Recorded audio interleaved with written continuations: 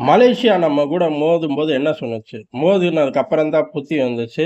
India மாரி ஒரு பெரிய நாடு கூட நம்மனால தாக்கு பிடிக்க முடியாது அப்படின்னு சொல்லி சரண்டர் ஆனாய்ங்க.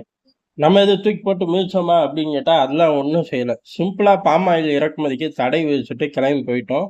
அதிலேயே அவர்கள் சரண்டர் ஆயிட்டார்கள். இந்த மாரி எந்த சித்து விளையாட்டையும் நம்ம செய்ய தேவையே இல்ல. எங்க பங்களாதேஷ் விவகாரத்துல. ஆனா ஸ்ரீலங்கா, நேபாள், மலேசியா, மால்தீவ் இவனுங்க எல்லாரும் பேசினத காட்டிலும் கூடுதலா தான் பங்களாதேஷ் வாய் பேசிருச்சு. நாங்க நெனச்சோம்னா 6 மணி நேரத்துல 6 மாவட்டத்த புடிச்சுப்புடுவோம். 6 நாள்ல 6 மாநிலத்தையே புடிச்சுப்புடுவோம். இஷ்டத்துக்கு அடிச்சு விட ஆரம்பிச்சுட்டாய்ங்க. "டேய்!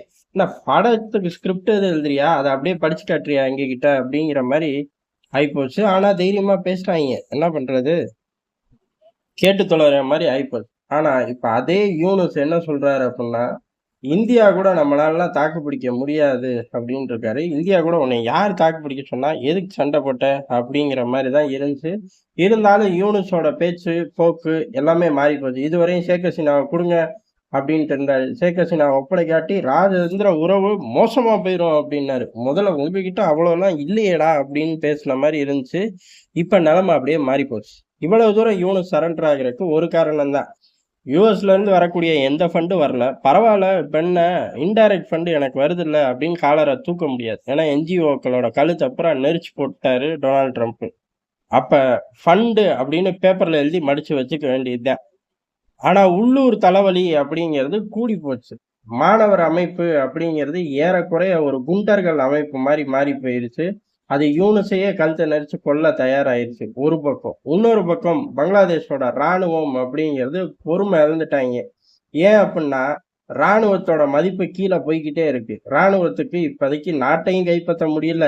நிம்மதியா நாட்டுக்குள்ள வாழவும் முடியல. அந்த மாரி நிலைமையாகவும் டென்ஷன் ஆயிட்டாய்ங்க. நாட்ட கைப்பற்ற முடியாட்டியும் பரவால்ல. யூனுஸ கொன்னு போட்டுருவோம்.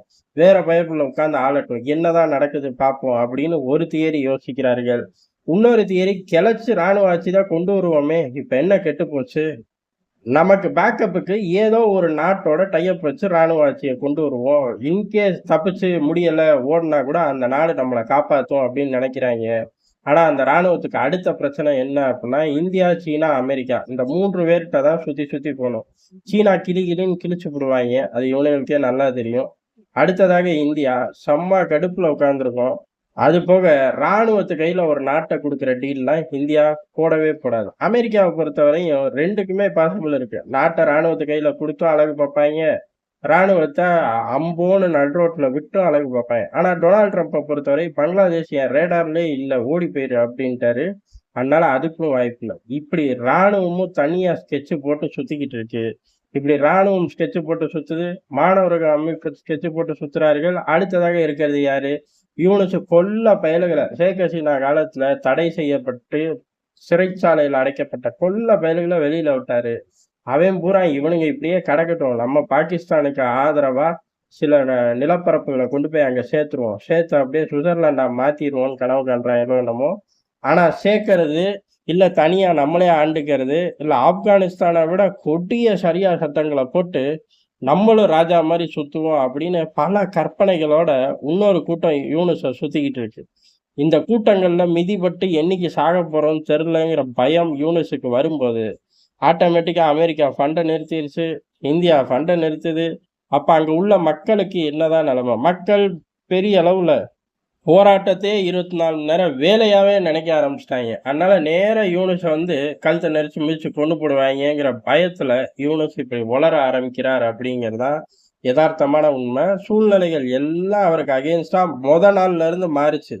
ஆனா பைடன் குடுத்த தைரியம், அமெரிக்கா பின்னால இருக்குங்கிற தைரியம், ஐரோப்பா இருக்குங்கிற தைரியம், இப்படி எல்லாம் சேர்ந்து யூனுஸ அப்படியே தலைகீழா ஆட வச்சுச்சு.